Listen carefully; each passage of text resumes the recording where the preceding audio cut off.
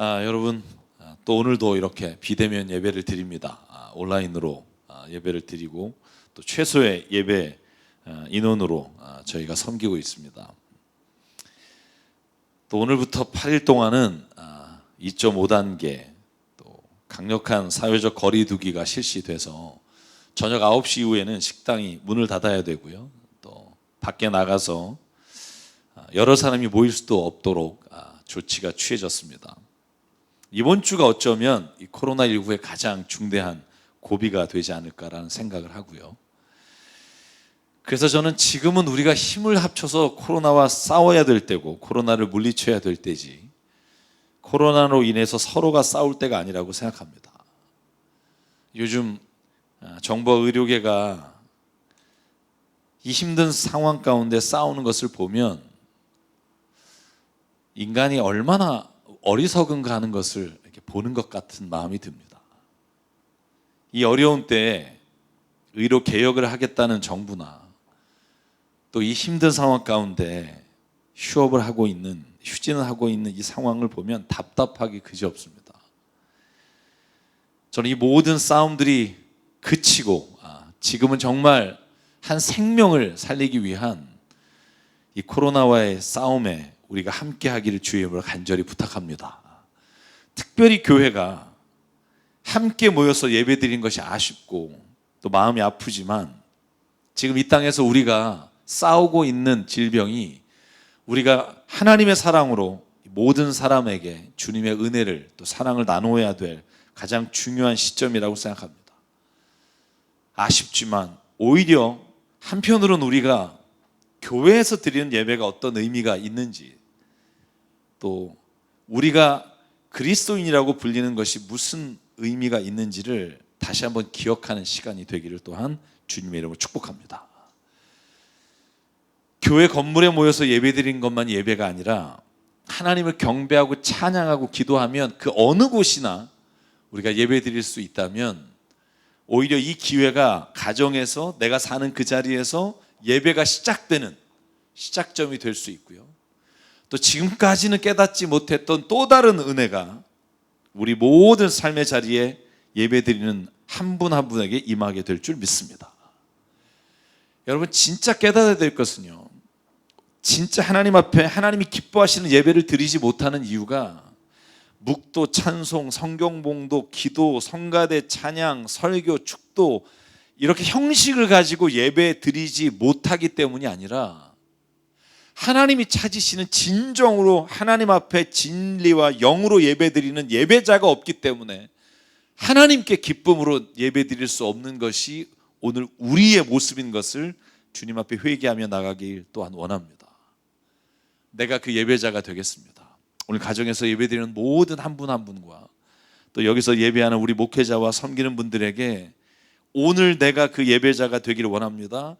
1분을 예배드려도 하나님이 기뻐하시는 예배를 드리기를 원합니다. 내 삶의 모든 순간에 주님이 기뻐하시는 예배가 선포되기를 원합니다.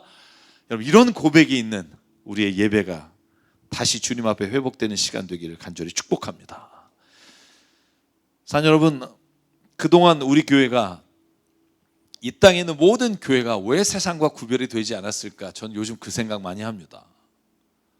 교인이 그렇게 많은데, 그리스도인이 그렇게 많은데 왜 세상은 변한 게 없고 오히려 더 세상이 싸움과 타락의 길을 걸어가고 있을까? 저는 교회가 세상의 가치관과 구별되지 않고 살아왔기 때문이라고 생각합니다. 그러니까 쉽게 말하면 교회 건물에 들어가서 예배는 드리고 모이는 사람들이 찬송은 부르고 기도하지만 그러나 그 안에서 하나님께 간구하고 원하는 게 세상의 돈과 명예와 권력, 이 모든 구하는 것들이 똑같기 때문에 사실 교회 건물을 빼고 예배라는 형식을 빼면 세상 사람들이 모인 건지 아니면 교회 안에서 예수님을 믿는 사람들이 모이는 건지를 구분하기 어려운 때가 있다는 거예요. 교회에 모여서 진짜 하나님이 주시는 그 말씀과 하나님의 은혜와 그 사랑이 충만해서 우리의 얼굴 모습과 우리가 살아가는 모든 삶의 자리에 드러나는 것들이 세상에서 다른 어떤 사람들과는 다른 그런 삶의 모습이 아니라 예배와 기도와 찬양을 빼면 오히려 더 질시하고 미워하고 싸우고 정죄하고 용납하지 못하고 사랑하지 못하고 미워하는 모습이 고스란히 교회 안에 있는데 누가 교회를 하나님의 모이는 곳, 하나님을 사랑하는 사람들이 예배하는 곳이라고 생각할 수 있겠냐는 거죠. 사랑하는 여러분, 저는 예수님이 세상에 오셔서 채찍으로 뒤엎으려고 했던 예루살렘 성전이 오늘 교회의 모습이 아닌가 하는 것을 생각합니다. 그래서 저는 코로나라는 기회를 주셨다고 생각해요. 영적으로 보면 다시 회복되고 다시 주님의 온전한 은혜와 예배가 회복되는 교회가 될 때 저는 하나님이 이 모든 것이 지나간 이후에 하나님의 역사로 말미암아 교회가 세상 가운데서 주님의 빛을 드러내는 놀라운 일들이 일어날 줄 믿습니다. 여러분, 그러기 위해서 무엇을 해야 될까요? 저는 오늘 에스겔서 11장 말씀 함께 나누면서 우리가 어떤 가치를 가지고 나가야 될지를 이야기 나눠보려고 합니다. 여러분, 오늘 저희가 읽은 성경 본문에서 제가 주제로 삼은 게 뭐냐 하면 새로운 영을 그들 속에 넣어주겠다라는 하나님의 말씀입니다. 에스겔서 11장 19절과 20절에 보면 이렇게 나옵니다. 여러분 한번 읽어볼까요? 시작. 그때 내가 그들에게 일치된 마음을 주고 새로운 영을 그들 속에 넣어주겠다. 내가 그들의 몸에서 돌같이 굳은 마음을 없애고 살같이 부드러운 마음을 주겠다.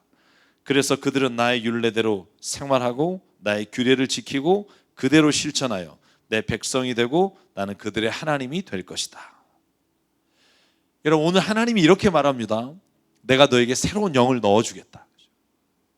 이 말이 나오기 전까지 하나님이 이스라엘 백성에게 선포한 내용은 그들이 회개해야 하며 그들이 돌아오지 않으면 멸망당할 끔찍한 상황들을 설명하시지만 오늘 다시 하나님이 위로의 메시지를 주는 게 뭐냐 하면 새로운 영을 부어주시겠다는 거예요.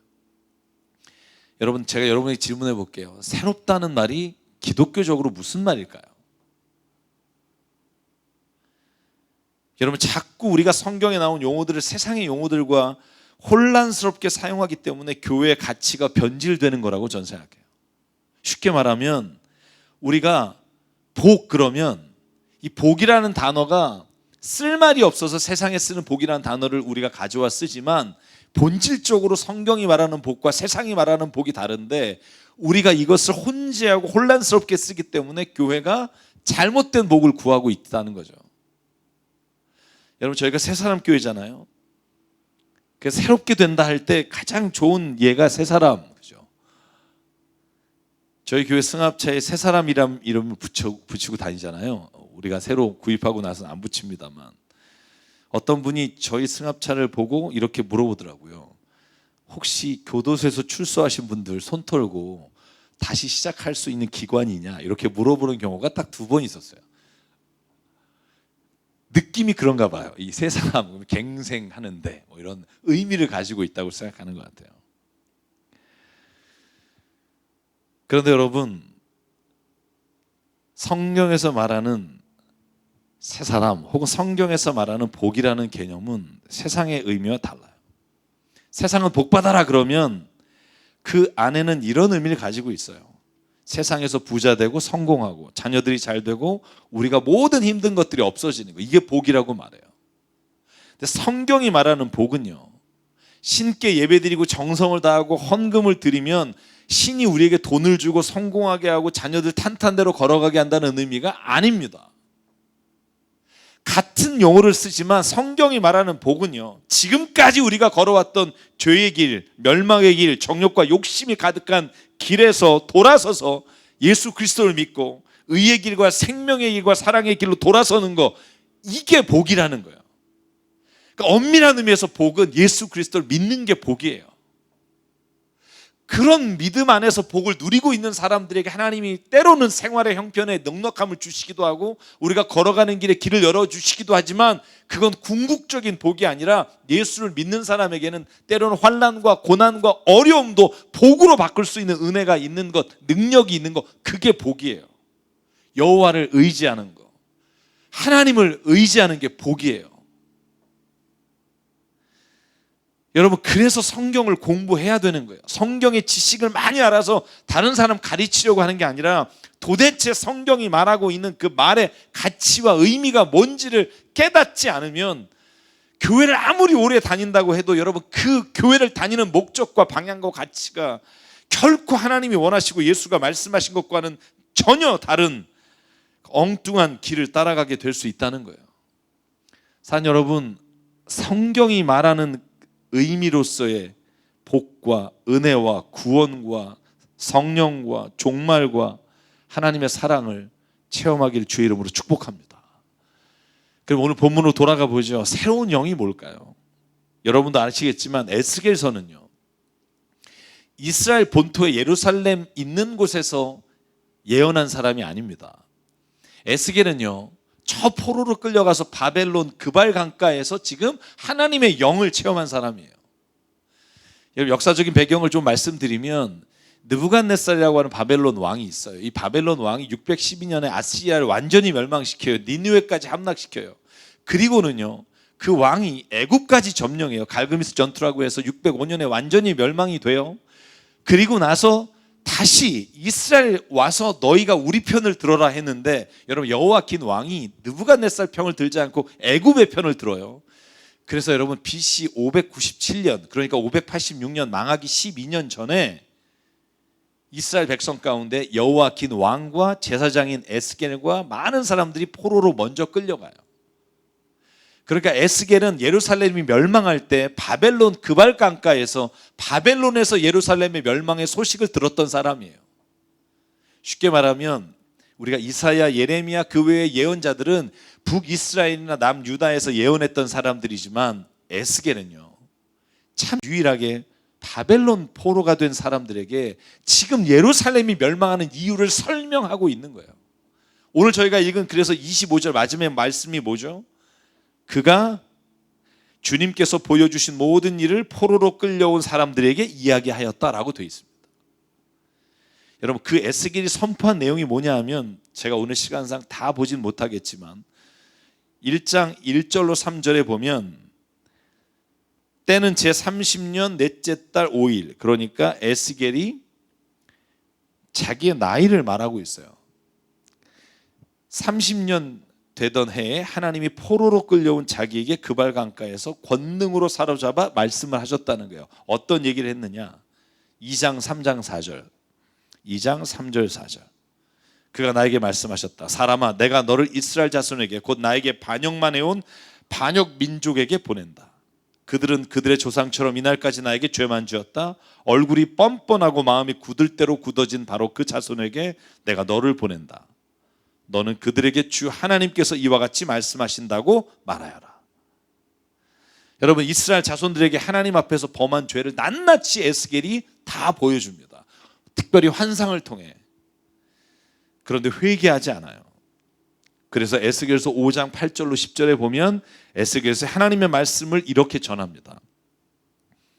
내가 너를 친히 대적하겠다. 그리고 이방 사람이 보는 앞에서 내가 너희 가운데 벌을 내리겠다.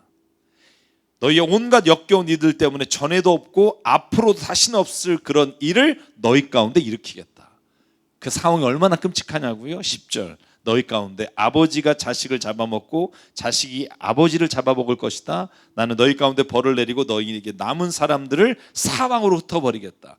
실제로 예루살렘 성이 함락당할 때, 여러분, 예루살렘 성의 주변에서 방어막을 치고 그 안에서 굶어 죽게 만들어서 이 상황이 일어났던 게 역사적으로 나타납니다. 여러분, 하나님이 그렇게 선포하고 이런 일이 일어날 것이라고 말했는데, 특별히 오늘 11장에 나오는 본문은 1절부터 5절을 읽어보면 이런 내용이에요. 이스라엘의 지도자 25명, 이스라엘 백성 중에 바벨론에 끌려온 그 포로된 사람들 중에 25명의 지도자들이 오히려 이스라엘 백성에게 하나님이 너희가 범죄한 것으로 인해 멸망당할 거라고 선포하라고 말하는데 엉뚱한 다른 얘기를 해요. 여러분, 예레미야에서도 그랬죠. 편안하다, 편안하다, 괜찮다, 괜찮다. 똑같아요. 오늘 여기 이렇게 표현합니다. 주님께서 나에게 말씀하셨다. 사람아, 이 사람들은 성읍에서 포악한 일을 꾸며내며 악독한 일을 꾀하는 자들이다. 3절. 그들은 모두 집을 지을 때가 가까이 오지 않았다. 이 성읍은 가마솥이고 우리는 그 안에 담긴 고기다라고 말한다. 여러분, 이 말이 뭘까요? 이 말은 조금 더 설명이 필요합니다만 쉽게 말하면 이스라엘에는 이런 이디움이 있었던 것 같아요. 이스라엘 성읍은 우리의 가마솥, 우리를 지켜주는 든든한 가마솥이고 우리는 그 안에 있는 고기라 걱정하지 마라. 아직은 집을 지을 때가 오지 않았다. 예루살렘 성전, 성읍은 절대로 무너지지 않는다. 하나님이 우리를 지켜주실 거다. 근데 여러분, 오늘 에스겔의 11장 11절에서 12절에 뭐라고 말해요? 그들의 말이, 지도자들이 거짓말을 하는 것이며 오늘 이 성읍은 너희를 보호하는 가마솥이 되지 않을 것이며 너희도 그 속에서 보호받는 고기가 되지 않을 것이다. 내가 너희를 이스라엘의 국경에서 심판하겠다. 그때야 비로소 너희는 내가 주인인 줄 알게 될 것이다. 오늘 이스라엘 백성은 아무리 회개하고 돌아오라고 해도 회개하지 않아요. 돌아오지 않아요. 오히려 말하기를 우리는 하나님의 든든한 백이 있어 가마솥에 고기처럼 걱정하지 않아도 된다. 그때 에스겔이 선언해요. 아니다. 너희의 고기는, 너희가 생각하는 가마솥은 오히려 보호가 되지 않을 것이며 너희에게 벌을 내릴 것이다. 여러분, 이 말은 예레미야 1장에서 하나님이 예레미야를 선포한 말씀과 똑같아요. 예레미야는 어떤 환상을 꾸죠? 어떤 환상을 보죠? 북쪽에서 가마솥이, 끓는 가마솥이 넘쳐나서 남방에까지 흘러와 예루살렘 성이 완전히 멸망하는 것을 보게 되는 환상을 예레미야가 선포하는 장면이 나와요. 사랑하는 여러분, 그래서 오늘 11장 6절로 10절에 보면 하나님께서 그 거리가 시체로 가득할 것이며 너희가 두려워하는 것이 칼이므로 내가 너에게 칼을 보내어 그 모든 성읍 가운데 끌어내어 타국의 손에 넘겨주겠다. 이게 오늘 에스겔서 11장이 말하는 본문의 내용입니다. 사랑하는 여러분, 그런데 오늘 하나님이요, 이 멸망의 선포와 에스겔을 통해서 포로로 잡혀간 바벨론에 있는 이스라엘 백성에게도 하나님의 진노하심을 말씀하시지만 오늘 10절에 보면 하나님께서 늘 그랬듯이 자녀를 멸망하는 것으로 끝내지 않겠다고 약속해 주십니다. 여러분, 자녀를 키우시는 분은 알 거예요. 자녀가 죄의 길을 걸어갈 때, 잘못된 길로 갈 때 부모가 그것을 보고 있을 수가 없어서 때로는 그 자녀 너무나 사랑하기 때문에 징벌을 내릴 때가 있어요. 나는 한 번도 그러지 않았어요. 그런 분들은 제가 볼 때 참 은혜예요. 그런 좋은 자녀를 만나서. 그런데요, 자녀를 벌을 주거나 자녀에게 오히려 힘든 것을 주면서 아픈 건 부모라는 거죠. 여러분, 성경의 모든 내용을 보면 하나님이 너희의 죄로 말미암아 너희의 타락함과 너희의 정말 하나님 없음을 바라보며 탄식하면서 그들을 멸망시키겠다고 말씀하시지만 오늘 10절로 하나님이 하신 말씀 11절 12절까지가 하나님이 이렇게 말합니다. 너희가 칼로 인해 망하게 될 건데 그때야 비로소 너희는 내가 주인인 줄 알게 될 것이다. 여러분, 좋을 때는 하나님 찾지 않지만 정말 비극과 절망의 순간에는 하나님이 나를 지금까지 이끌어 오셨구나라고 하나님이 주인인 것을 깨닫게 된다는 거예요. 그러면 오늘 19절을 읽을게요. 하나님이 무엇을 우리에게 해주시느냐? 같이 한번 읽을게요. 시작. 그때 내가 그들에게 일치된 마음을 주고 새로운 영을 그들 속에 넣어주겠다. 내가 그들의 몸에서 돌같이 굳은 마음을 없애고 살같이 부드러운 마음을 주겠다. 아멘. 여러분, 여기서 새로운 영을 줄다, 새롭다 할 때 성경은요, 어떤 지금까지 체험하지 못한, 보지 못했던 영적인 신비한 능력을 주겠다는 말이 아닙니다. 여러분, 성경에서 새롭다고 말할 때는요, 꼭 기억하십시오. 지금까지 보지 못했던, 듣도 보도 못한 걸 주시겠다라는 말이 결코 아니라는 거예요. 여러분, 이단들은요, 성경에서 말하는 걸 새롭게 해석하고 새롭게 비유를 들어서 뭔가 지금까지 없었던 걸 말하는 것이 굉장한 것이라고 말해요. 근데 여러분 혹시 기억하십니까? 제가 여러분에게 설교할 때 했던 말인데, 내가 지금까지 교회 20, 30년 다녀봤는데 와, 그 목사님은 진짜 내가 지금까지 듣도 보도 못한 아주 새로운 말씀을 하시는 분이야. 한번 가보자. 여러분, 20, 30년 교회 다녀서 듣도 보도 못한 얘기를 하는 목사는 이단이에요. 확실해요. 성경에서요, 그렇게 새롭게 나올 게 없어요. 만약에 여러분에게 누군가가 와, 기존 교회에선 들어보지 못한 얘기, 그럼 이단이에요. 왜냐하면 성경은요, 새롭다는 말을 지금까지 없었다는 의미가 아니라 우리가 지금까지 하나님이 말씀하신 그 성경의 그 내용과 그 말씀의 뜻을 이해하지 못했다가 그것을 새롭게 이해한다는 의미를 가지고 있어요. 쉽게 말하면 변화된다는 말에 초점이 있지, 없었던 것을 우리에게 알려준다는 의미가 아니라는 거예요. 사랑하는 여러분, 에베소서 4장에 사도 바울이 한 말 기억하십니까? 우리가 잘 아는 말. 여러분은 지난날의 생활 방식대로 허망한 욕정을 따라 살아 썩어 없어진 그 옛사람을 벗어버리고 마음의 영이 새롭게 되어 하나님의 형상을 따라 참 의로움과 거룩함으로 지으심을 받은 새 사람을 입으십시오. 여러분, 이 새 사람이 여태까지 없었던 사람을 말하는 게 아니에요. 여기서 말하는 새 사람은요, 듣도 보도 못한 사람을 말하는 게 아니에요. 고린도서 1장 16절 17절 사도 바울이 또 이렇게 말합니다. 그러므로 이제부터 우리는 아무도 육신의 잣대로 알려고 하지 않습니다. 전에는 우리가 육신의 잣대로 그리스도를 알았지만 이제는 그렇지 않습니다. 누구든지 그리스도 안에 있으면 새로운 피조물입니다. 옛것은 지나갔으니 보십시오, 새 것이 되었습니다. 여러분, 새로운 피조물도요, 없었던 피조물이 생기는 게 아니에요. 육신의 잣대로 살아오는 그 모든 것을 옛것이고요, 하나님의 영과 의의 종으로 살아가겠다고 선포하는 모든 것들이 새롭게 되는 거예요. 여러분, 우리가 신상 좋아하잖아요. 신제품. 그래서 우리도 뭔가 신앙에 있어서 새로운 걸 자꾸 추구하려고 해요. 근데 저는 시편의 이 찬양을 정말 좋아합니다. 여러분, 혹시 이 찬양 아시나요? 아침마다 새롭고 늘 새로우니 주의 성실이 금이라 성실하신 주님. 아침마다 새롭고 늘 새로우니.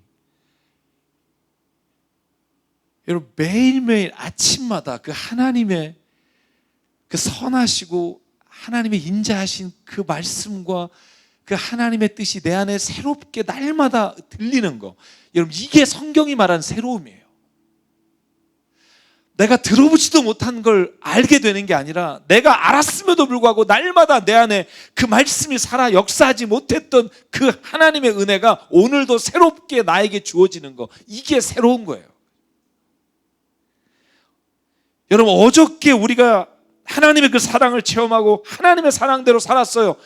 의미 없다는 거예요. 오늘 이 아침에 다시, 오늘 이 순간에 다시 아침마다 새롭고 새로우니 주의 성실하심이 큽니다.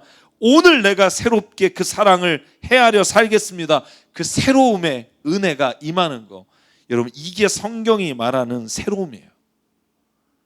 오늘 새 영을 부어주시겠다라고 말할 때, 여러분, 이 새 영은 성경이 여태까지 말씀하지 않았던 영이 아니라 성경이 창세부터 지금까지 우리에게 말씀하셨던 그 영, 그 영이 오늘 죄에 사로잡힌 영, 우리 욕심에 사로잡힌 영, 우리가 절망에 사로잡힌 영에서 하나님의 사랑과 하나님의 은혜와 하나님의 자비의 영이 오늘도 우리를 새롭게 역사하는 그 순간이, 새로운 영이 임하는 순간인 줄 믿습니다. 여러분, 새로운 영은요, 그러므로 특별한 영이 아니라 오늘 내가 하나님을 갈망하는 자에게 주시는 그 소망의 영, 사랑의 영이 우리에게 임할 때 그걸 새로운 영을 부어주시겠다고 설명하시는 겁니다. 여러분, 예수님도요, 요한복음 13장에 새롭다라고 하는 말을 쓰세요. 전혀 새롭지 않아요. 제가 한번 읽어볼까요? 34절 35절 같이 한번 읽어보죠. 시작. 이제 나는 너희에게 새 계명을 주겠다. 서로 사랑하라. 내가 너희를 사랑한 것 같이 너희가 서로 사랑하여라. 너희가 서로 사랑하면 모든 사람이 그것으로서 너희가 내 제자인 줄 알게 될 것이다. 아니, 서로 사랑하라가 새 계명이에요? 듣도 보도 못한 얘기인가요? 성경이 창세기부터 사랑하라는 얘기잖아요. 하나님이 우리에게 말씀하신 모든 게 사랑으로 시작해 사랑으로 끝나잖아요. 근데 예수께서 말해요. 새 계명을 주겠자. 내가 너에게 new, 새로운 것을 주겠다. 그건 지금까지 없었던 것이 아니라 오늘 하나님이 말씀하신 그 사랑, 성경이 우리에게 보여주신 그 사랑, 그 사랑이 오늘 우리에게 역사하는 새로운 사랑의 영으로 우리 안에 충만하게 되는 것을 저는 말한다고 믿습니다. 산 여러분, 그러므로 새롭다라는 말은요, 우리의 욕심이 아니라 성경이 말하는 바로 그 사랑, 우리가 생각하는 그 영이 아니라 성경이 말씀하시는 그 영으로 우리가 새롭게 되는 것을 성경은 새롭다고 말합니다. 여러분, 그래서 요한일서 4장에 사도 요한이 이렇게 고백합니다. 11절, 사랑하는 여러분, 하나님께서 이렇게까지 우리를 사랑하셨으니 우리도 서로 사랑해야 합니다. 지금까지 하나님을 본 사람은 없습니다. 그러나 우리가 서로 사랑하면 하나님이 우리 가운데 계시고 또 하나님의 사랑이 우리 가운데서 완성된 것입니다. 그러므로 사랑하는 여러분, 저와 여러분에게 오늘 하나님의 새 영이 부어지는 은혜가 있기를 소망합니다. 그 영은 듣도 보도 못한 것이 아니라 늘 하나님이 우리에게 말씀하시고 성경 가운데 우리에게 늘 보여주셨던 그 하나님의 영과 그 사랑이 임재하심을 체험하는 것이 오늘 성경이 말하는 새로운 영, 그리고 새 사람을 입는 길이라고 저는 믿습니다. 그러나 사랑하는 여러분, 우리가 이전의 영으로 돌아가려고 할 때가 너무나 많다는 걸 잊지 마십시오. 왜 새로운 영이라고 말하냐면 우리는 끊임없이 이 영을 체험하고도 옛 사람으로 끊임없이 돌아가려고 하는 게 우리의 본성이기 때문에 그래요. 그래서 날마다 새로운 영을 체험해야 된다고 말해요. 제가 적어봤어요. 욕심의 영, 미움의 영, 폭력의 영, 거짓의 영, 욕망의 영, 사탄의 영. 우리 안에 이 영이 늘 사랑의 영, 믿음의 영, 섬김의 영, 위로의 영, 소망의 영, 하나님의 영으로 날마다 채워져야 할 그 자리가 끊임없이 세상의 영으로 우리를 채워가고 있다는 걸 보라는 거예요. 그러므로 하나님의 그 영이 우리 안에 늘 새롭게 역사하지 않으면 우리는 변했다고 생각하는 그 순간 다시 옛날의 모습으로 돌아가는 나를 발견할 수밖에 없다는 거예요. 산 여러분, 그래서 오늘 에스겔서 11장 19절 20절에 하나님의 영을 체험한 사람에게 나타나는 변화가 이런 것들이라고 설명해요. 그의 몸에서 돌같이 굳은 마음이 없어지고 살같이 부드러운 마음을 주겠다. 그들은 나의 율례대로 생활하며 나의 규례를 지키고 그대로 실천하여 내 백성이 되고 나는 그들의 하나님이 될 것이다. 쉽게 말하면 이 마음이, 이 완악한 마음이, 교만한 마음이, 딱딱한 마음이 무너지는 것, 이게 바로 새 영이 내 안에 들어오는 길이며 새 영이 우리 안에 역사하는 방법입니다. 누군가를 미워하는 이 완악한 마음, 도저히 내가 용납하지 못하는 그 마음이 하나님의 영이 임재하게 되면 완전히 사라져서 내 안에 그 마음들이 부드러운 마음으로 변하는 영, 여러분, 그 영을 가지고 사는 자에게 주시는 은혜가 얼마나 큰지 체험하게 되길 바랍니다. 사랑 여러분, 그러므로 저와 여러분이 오늘 에스겔이 말한 그 새 영으로 말미암아 이 코로나로 인해 힘든 이 모든 삶의 자리에서 서로가 서로를 가장 선한 마음과 하나님의 사랑의 마음으로 위로하며 살아가길 주의 이름으로 축복합니다. 여러분, 마지막으로 그렇게 될 때 하나님 우리에게 약속하신 게 있어요. 오늘 22절로 25절까지가 그 내용이에요. 이게 너무나 중요하게 제가 한번 읽습니다. 22절, 그때 그룹들이 날개를 펼치고 바퀴들은 그들 곁에 있었는데 이스라엘 하나님의 영광이 그들 위에 머물렀다. 그리고 주님의 영광이 그 성읍 가운데 떠올라 성읍 동쪽에 있는 산꼭대기에 머물렀다. 여러분, 하나님의 영으로 우리가 다시 새롭게 되면 하나님이 약속하신 게 있어요. 하나님의 영광이 그 위에 임하게 될 것이다. 하나님의 영광이라는 단어도 오해하지 마십시오. 하나님의 영광을 입어서 우리가 보통 영광을 받았다라고 하는 그런 의미로 우리가 된다고 하는 말이 아니라 세상의 영광이 아니라 하나님의 영광을 구하는 자가 된다는 의미예요. 그러니까 썩어져 없어질, 반드시 우리에게서 더럽게 될 그 영광이 아니라 영원히 변함이 없으며 영원히 우리와 함께 하시는 그 놀라운 하나님의 사랑이 우리 가운데 임재하는 것, 그것이 하나님의 영광을 누리며 사는 삶이에요. 그래서 여러분, 하나님의 영광은요, 어느 자리에 임하냐면 하나님이 임재하는 자리에 하나님의 영광이 임한다고요. 하나님의 영이 에스겔서 10장에 보면 떠났다고 나와요.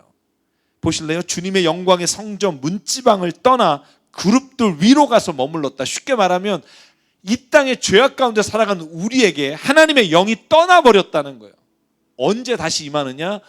하나님이 나의 삶의 주인이시구나라고 고백할 때 하나님의 새로운 영이 우리 가운데 임하시고, 우리가 하나님의 영으로 말미암아 그 과거의 더러운 영과 하나님의 원하시지 않는 것으로부터 떠나 주님의 율례를 기뻐하면, 그때 우리에게 하나님이 임재하시고 하나님의 영광이 우리 가운데 임하게 되는 줄 믿습니다.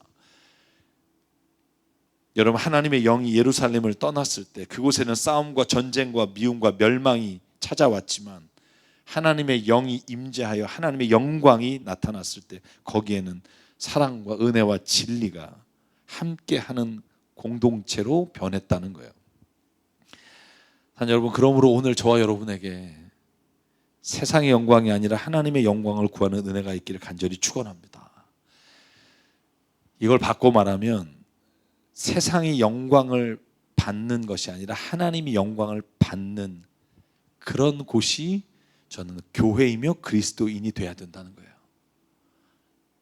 저와 여러분의 삶은요, 하나님께 영광을 돌리는 삶이 돼야 하고, 그렇게 되는 삶이 됐을 때 세상이 하나님을 찾게 되고 하나님의 영광을 구하는 교회로 말미암아, 교회가 하나님의 영광에 임재함으로 말미암아 하나님의 영광을 구하는 세상이 될 거라는 것, 저희가 잊지 않길 주의 이름으로 축복합니다. 그러므로 저와 여러분이 걸어가는 곳마다 날마다 새롭게 하나님의 영이 우리를 다스리고, 날마다 우리가 주님의 영광의 임재 안에 살아가며 우리가 있는 그 모든 자리가 하나님이 함께 하시는 자리가 되는 저와 여러분의 삶의 자리가 되길 주의 이름으로 축복합니다.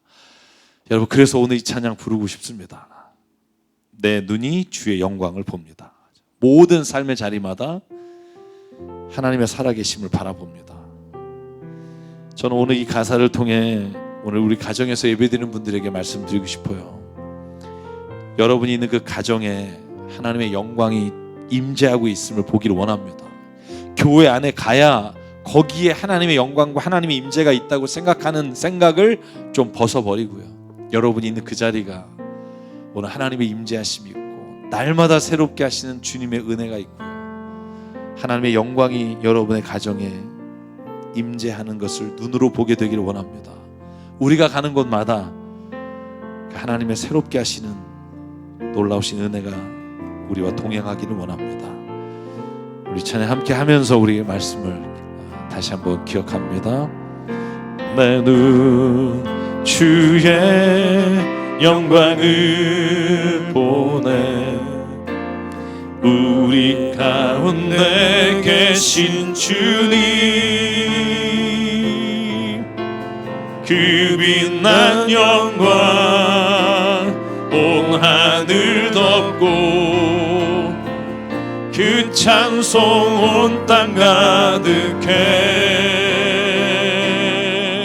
내 눈 주의 영광을 보네, 찬송 가운데 서신 주님, 주님의 얼굴을 온 세상 향하네, 권능의 팔을 드셨네. 주의 영광 이곳에 가득해. 우린 선의 주님과 함께 찬양하며 우리는 전진하리. 모든 열방 주 볼 때 우리 일어나서 한번 더 찬양할게요. 내는 주의 영광을, 내 눈 주의 영광을 보내 우리 가운데 계신 주님 여러분의 가족 가운데 계신 하나님의 영광을 보기 원합니다. 그 빛난 영광 온 하늘 덮고 그 찬송 온 땅 가득해 내는 주의 영광을 보내 찬송 가운데 서신 주님의 얼굴을 온 세상 향하네 권능의 발을 드셨네 주의 영광 이곳에 가득해 우린 선해 주님과 함께 찬양하며 우리는 전진하리 모든 열방 주 볼 때까지 내는 주의 영광 내는 주의 영광을 보내 우리 가운데 계신 주님 그 빛난 영광 온 하늘 덮고 그 찬송 온 땅 가득해 내는 주의 영광을 보내 찬송 가운데 서신 주님의 얼굴을 온 세상 향하네 권능의 우리가 마지막으로 고백할게요. 하나님 내가 있는 이 자리가 하나님의 영광이 임하게 주의 영광 이곳에 가득해 우린 선해 주님과 함께 찬양하며 우리는 전진하리 모든 열방 주 볼 때까지 우리 시간 함께 기도하겠습니다. 오늘 말씀을 기억하며 하나님 우리가 지금까지 듣지 못했던 무엇을 찾아 헤매는 것이 아니라 지금까지 성경에서 말씀해 주신 그 하나님의 그 말씀이 오늘 우리에게 새롭게 역사하는 은혜가 있기를 원합니다. 하나님의 그 영이 하나님의 그 사랑이 하나님의 그 새롭게 하심이 오늘 우리 가운데 임재하여 오늘 그 영광을 바라보며 하나님의 임재하심으로 매일매일 새롭게 되는 우리가 되기를 원합니다. 하나님 아버지 그렇지 못할 때 우리가 옛 본성과 옛 영이 우리를 사로잡아 날마다 죄의 길로 끌고 다닐 때 하나님 죄의 종이 되어 살지 않게 하시고 오늘 하나님의 그 영이 우리 가운데 매일 충만함으로 말미암아 아버지 하나님 온전히 주님과 날마다 동행하며 내가 가는 곳마다 주님의 영광이 임재함으로 내 가정이 내가 가는 그 자리마다 사업이 하나님의 영광이 임하는 자리가 되게 하여 주시옵소서. 오늘 내 안에 하나님의 영이 임하지 못한 자리를 바라보며 이 시간 함께 통성으로 하나님 앞에 선언하며 기도하겠습니다. 상관의 하나님 감사합니다. 아버지 하나님 오늘도 주님이 새 영을 부어주시겠다 약속하시고 먼저 주님이 내 삶의 주인인 것을 고백하며 하나님의 내 삶에 구하시기를 주님과 아버지 하나님 내 안에 역사해 주시옵소서. 아버지 하나님 간절히 이 시간 구하며 아버지 하나님 내 안에 모든 부러진 것 모든 전진하리 아버지 정말로 내 입으로 할 수 없어 모든 열방 주볼 때까지 영광이 우리 가운데 임자여 세상의 영광을 찾아 살게 하소서. 하나님의 영광을 드러내게 살게 하나님이 나를 바라보는 눈으로 나를 선해 세상을 바라보게 하시고 아버지 하나님 역사해 주시옵소서. 하나님 아버지 오늘도 충만케 하시옵소서. 아버지 하나님 오늘도 역사해 주시옵소서. 하나님 아버지 온전히 주여 주시옵소서.